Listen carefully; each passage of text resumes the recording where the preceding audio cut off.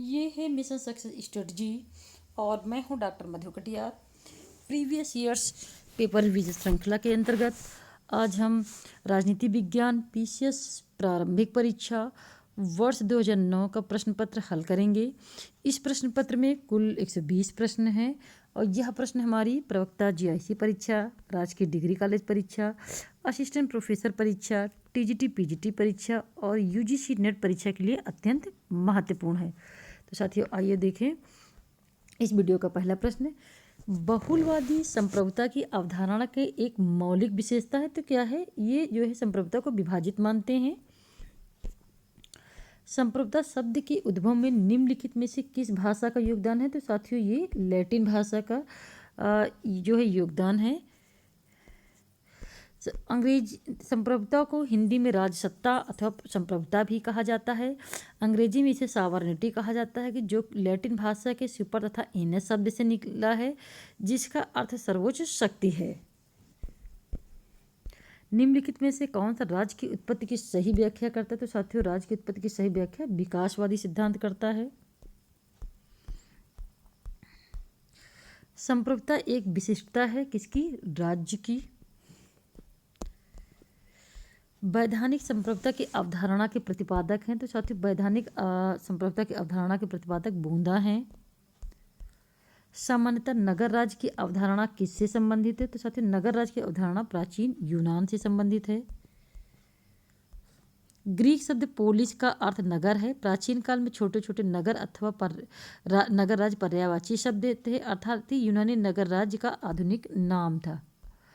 राज्य के विकास में सामंतवादी राज्य निम्नलिखित में से किसका परिवर्तित थे? तो पूर्वी राज्य के थे। हाफ ने जिस सिद्धांत का खंडन किया था वो था दैवीय अधिकार। सामाजिक न्याय का लक्ष्य होता है गरीब का हित। राज्य व्यक्ति से पूर्व है अरस्तु।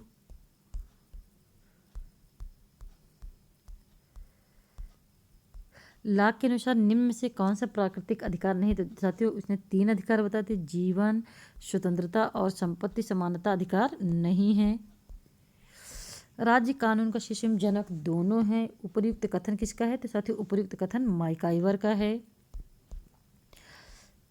निम्नलिखित में से एक जनमत के बारे में सही नहीं है, तो आइए देखते हैं। विधायिका जनमत का निर्माण करती, सही है। रेडियम सिनेमा जनमत का निर्माण करती, यह भी सही। राजनीतिक दल जनमत का निर्माण करते, यह भी सही। न्यायपालिका जनमत का निर्माण करती, यह सही नहीं है।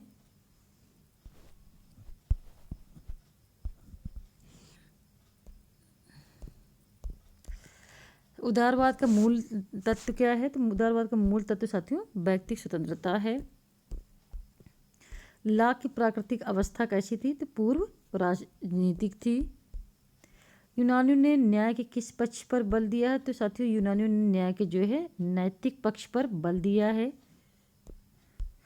निम्नलिखित में से कौन एक समान इच्छा की विशेषता नहीं है? तो यह अस्थायी नहीं होती है बल्कि स्थायी होती है।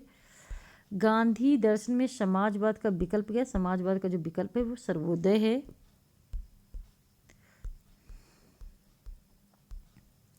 अधिकार का आदर्शवादी सिद्धांत अधिक महत्व देता है किसको? आंतरिक विकास को अधिक महत्व देता है।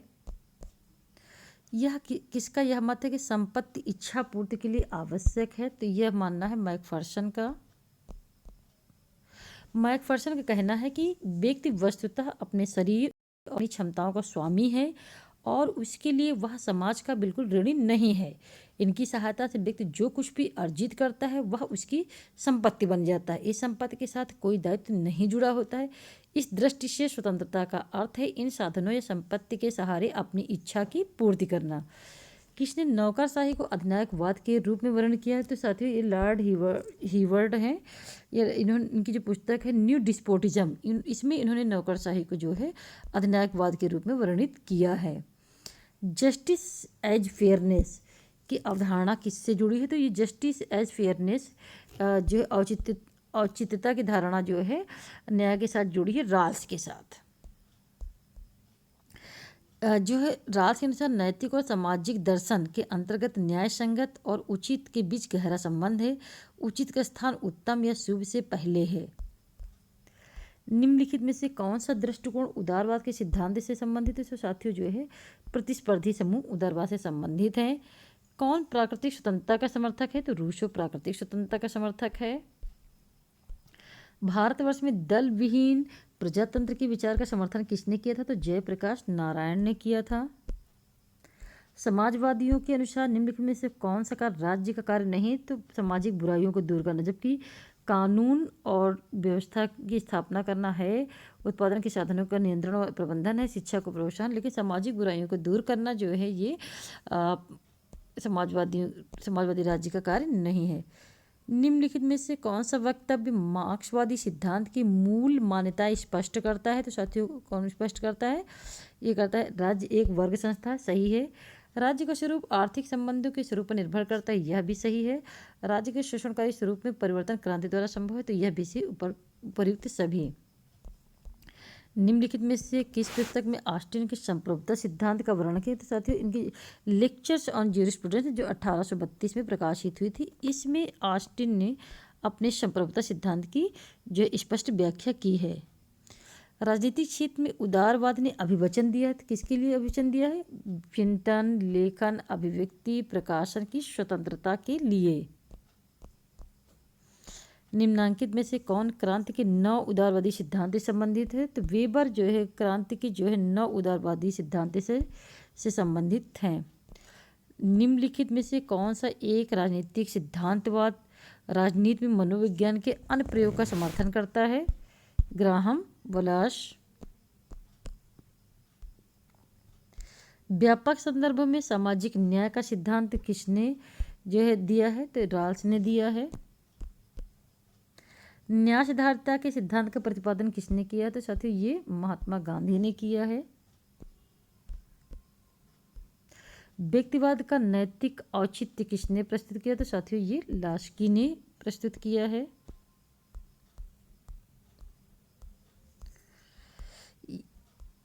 यह विचार की विधि एवं स्वतंत्रता एक दूसरे के विरुद्ध हैं, किसने कहा है? अराजकतावादियों ने।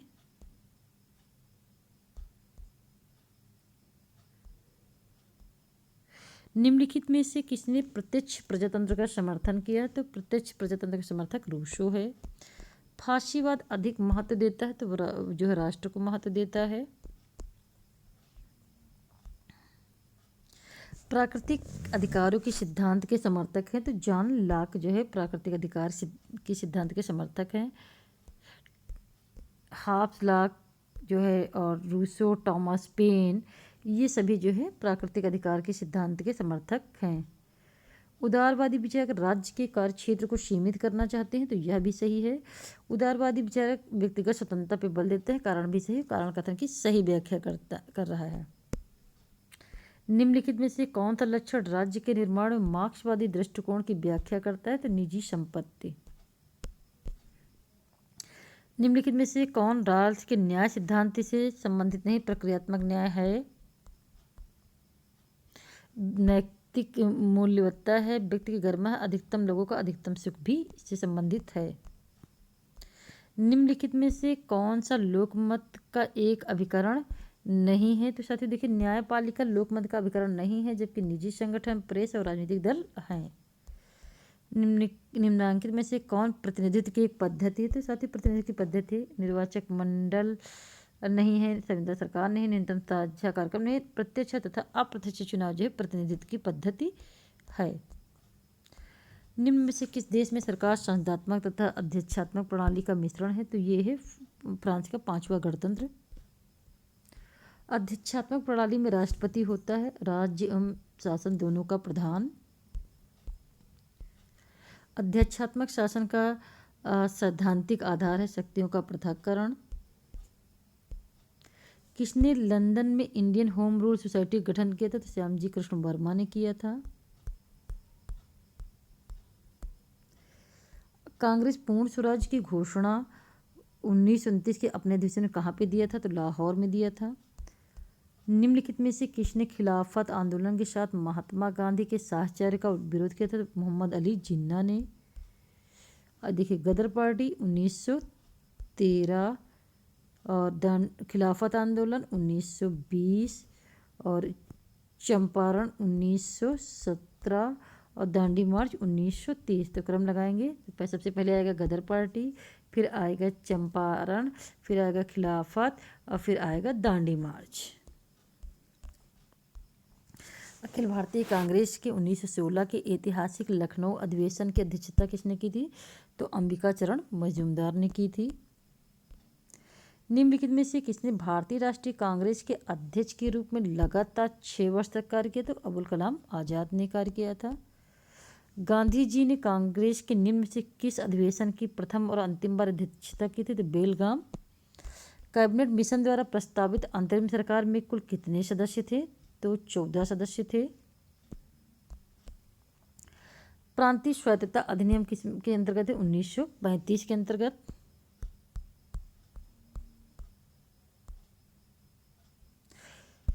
महात्मा गांधी द्वारा असहयोग आंदोलन को स्थगित करने के निर्णय किसने दृढ़ समर्थन किया था? तो देखिए साथियों, इसमें से चित्तरंजन दास, लाला लाजपत राय, जवाहरलाल नेहरू किसी ने भी समर्थन नहीं किया था। 1936 में किसने यह घोषणा की, गांधीवाद जैसी कोई चीज़ नहीं? तो स्वयं महात्मा गांधी ने। निम्नांकित में से सही कथन चुनिए। साथियों, मूल अधिकारों को भारतीय संविधान में सम्मिलित करने के लिए नेहरू रिपोर्ट 1928 ने समर्थन किया था, तो यह सही है।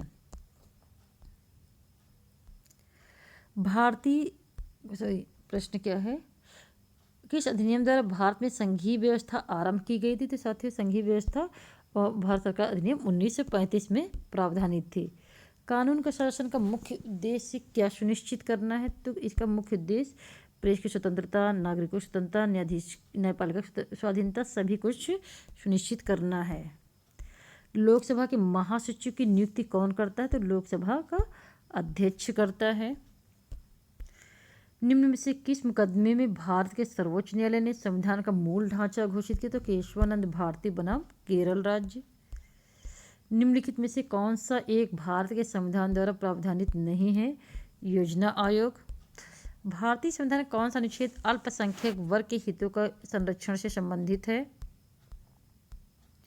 तो ये संबंधित है अनुच्छेद 29। एक नए संविधान के अंतर्गत भारत को संप्रभुता संपन्न लोकतंत्रात्मक गणराज्य के रूप में घोषित करने के लिए 26 जनवरी के दिन क्यों चुना गया? तो क्योंकि इसी दिन 1930 में कांग्रेस ने स्वतंत्रता दिवस मनाया था। सर्वोच्च न्यायालय किसी घोषित निर्णय अथवा उस पहले दिए गए आदेश पर पुनर्विचार की शक्ति किस अनुच्छेद में है? तो साथियों, ये है आपके अनुच्छेद 137 में। संसद के दोनों सदनों की संयुक्त बैठक के लिए निर्दिष्ट विधेयक पारित किया जाता है सामान्य बहुमत द्वारा। प्राक्कलन समिति का कार्यकाल 1 वर्ष होता है। भारतीय संविधान के अनुच्छेद 14 में प्रयुक्त वाक्यांश कानून के समक्ष समानता कहाँ से लिया गया? तो साथियों, ये ब्रिटेन से लिया गया है। भारतीय संविधान की प्रस्तावना में किस शब्द का प्रयोग नहीं? देखिए, गणराज्य का है, अखंडता का है, समझ लीजिए संघीय शब्द प्रयुक्त नहीं है। भारत में संघीय संसद के लिए प्रथम निर्वाचन कब हुआ? तो प्रथम निर्वाचन 1952 में हुआ है। निम्नलिखित देशों में से किस एक ने सर्वप्रथम अपने संशोधन के एक भाग के रूप में राज्य के नीति निर्देशक सिद्धांतों को सम्मिलित किया? तो भारत ने सम्मिलित किया है। लोकसभा में अनुसूचित जातियों के लिए कितने स्थान सुरक्षित हैं? तो 79 सुरक्षित हैं।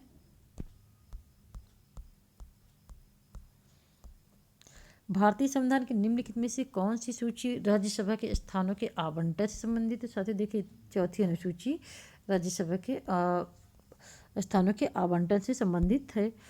भारत के प्रधानमंत्री नियुक्ति किए जाते समय राज्यसभा के सदस्य थे तो इंदिरा गांधी, चंद्रशेखर और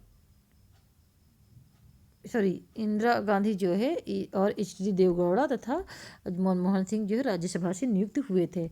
निम्नलिखित में से कौन उत्तर प्रदेश का जो है राज्यपाल नहीं रहे? तो ब्रह्मानंद रेड्डी कभी नहीं, जबकि V Gopal Reddy, M Chenna Reddy, V Satyanarayana Reddy ये सभी उत्तर प्रदेश के राज्यपाल थे। राज्यों के विधानमंडल गठन संबंधी प्रावधान भारतीय संविधान के किस अनुच्छेद में दिए गए हैं? तो 168 के अंतर्गत दिया गया है। भारतीय संविधान में उपबंधित मूल कर्तव्यों को प्राप्त नहीं है कानूनी अनुशक्ति। निम्नलिखित में से कौन भारत के उपराष्ट्रपति नहीं थे? तो नीलम संजीवा रेड्डी नहीं थे, जबकि गोपाल त्रिपाठी पाठक, एम हिदायतुल्लाह, जाकिर हुसैन सभी संबंधित थे। निम्नलिखित में से कौन एक राज्य के नीति निर्देशक तत्व में सम्मिलित नहीं है? धर्म को अबाध रूप से मानने, आचरण तथा प्रचार करने की जो स्वतंत्रता, ये आपका मौलिक अधिकार में सम्मिलित है।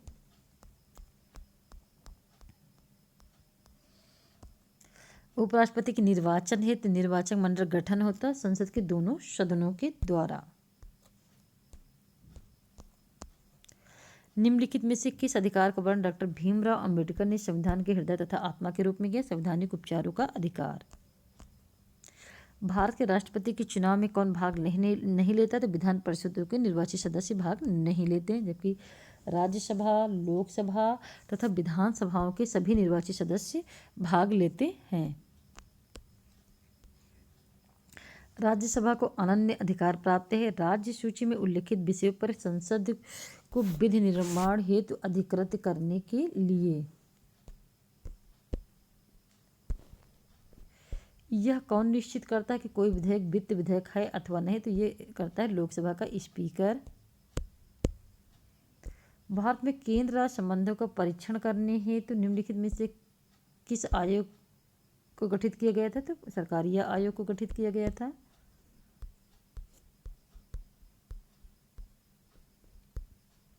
भारत में निम्नलिखित में से कौन सा एक निकाय केंद्र तथा राज्यों के बीच वित्तीय संसाधनों के वितरण के संबंध में राष्ट्रपति को संस्तुत करता है? तो वित्त आयोग। क्षेत्रीय राज्य परिषद का मुख्य कार्य क्या है? तो देखिए, अंतर्राज्यीय विकास में सहायता करना, अंतर्राज्यीय विवादों का समाधान करना, अंतर्राज्यीय सहयोग प्रदान करना, उपयुक्त सभी।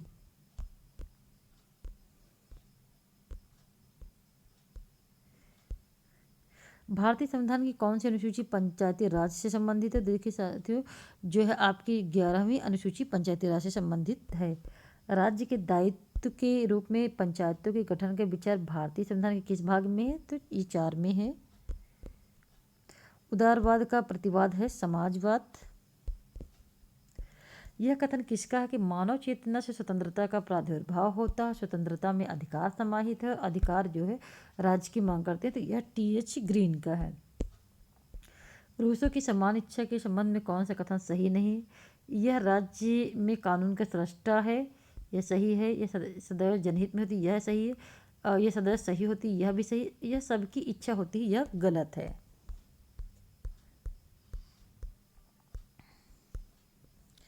देखिए, मॉन्टेस्क्यू आपके शक्ति पृथक्करण सिद्धांत से संबंधित। मॉन्टेस्क्यू शक्ति पृथक्करण, ग्रामसी मार्क्सवाद, हाफ से सामाजिक समझौता और बेंथम उपयोगितावाद। लोक संप्रभुता के दर्शन को सर्वप्रथम किसने प्रतिपादित किया? तो साथियों, रूसो ने प्रतिपादित किया। किसने जो है रात्रिपहरी राज्य की अवधारणा का समर्थन किया? Robert Nozick. कौन सुमिलित नहीं? Karl Marx, man horse back. तो साथियों, ये रचना जो कार्ल मार्क्स की नहीं बल्कि SE फाइनर की रचना है ये।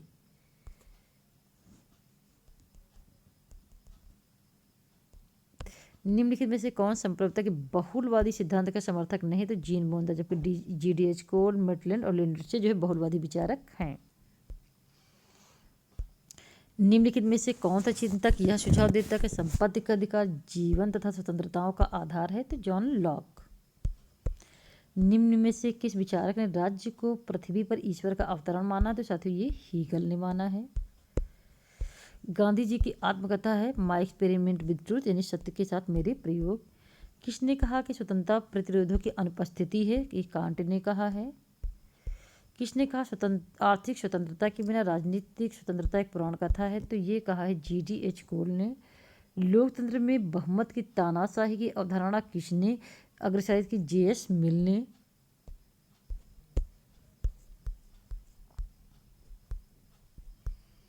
किसने कहा कि भौतिक जीवन में उत्पादन की पद्धति जीवन की सामाजिक, राजनीतिक तथा आध्यात्मिक प्रक्रिया के सामान्य चरित्र का निर्धारण करती है? तो यह मानना है कार्ल मार्क्स का। निम्नलिखित में से कौन सा एक राजनीतिक चिंतक राज्य के नकारात्मक कार्यों की अवधारणा को प्रतिपादित करता है? तो हर्बर्ट स्पेंसर करते हैं। किसने कहा कि बोंदा आधुनिक नहीं बन सका परंतु वह मध्ययुगीन भी नहीं रहा? यह कथन है सेबाइन का। न्याय मानवीय आत्मा का गुण तथा मन की आदत है, यह कथन किसका है? तो साथियों यह कथन आपका जो है मानवीय आत्मा का गुण तथा मन की आदत है। तो यह साथियों ये जो कथन है आपका है प्लेटो से संबंधित। निम्नलिखित में से कौन सा विचारक संपत्ति को नैसर्गिक मानता है? तो अरस्तु मानते हैं।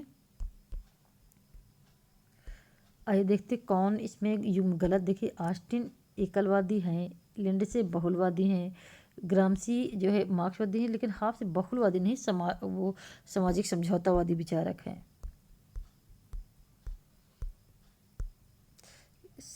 सभी संपत्ति चोरी है, पुद्रों। निम्नलिखित में से कौन से मार्क्सवादी विचारक नहीं है? तो नॉजिक नहीं है। 19वीं शताब्दी के उदारवादी विचारक राज्य को मानते हैं क्या? एक आवश्यक बुराई।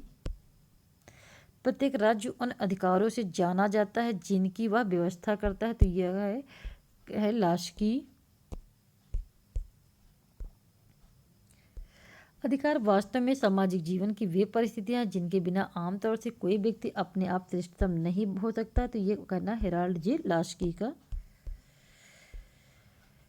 निम्न में से किस कथन का संबंध बहुलवाद से नहीं है? तो राज्य पृथ्वी पर अवतरण है, ये हीगल का कथन है और हीगल एक आदर्शवादी विचारक है।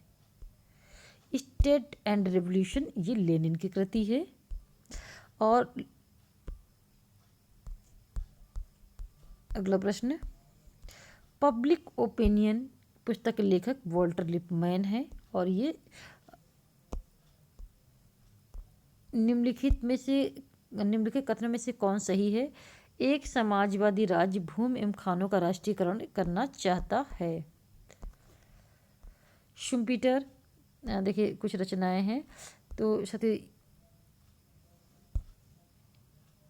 शुम्पीटर की रचना है capitalism, socialism and democracy. John Rawls की रचना है पॉलिटिकल लिबरलिज्म। और पॉपर की है open society and its enemies. और Habermas between factors and norms. तो इसी के साथ साथियों यह वीडियो समाप्त हुआ। हमारा वीडियो कैसा लगा हमें ज़रूर बताइए। वीडियो को लाइक कीजिए, कमेंट कीजिए और शेयर कीजिए और चैनल को सब्सक्राइब कीजिए।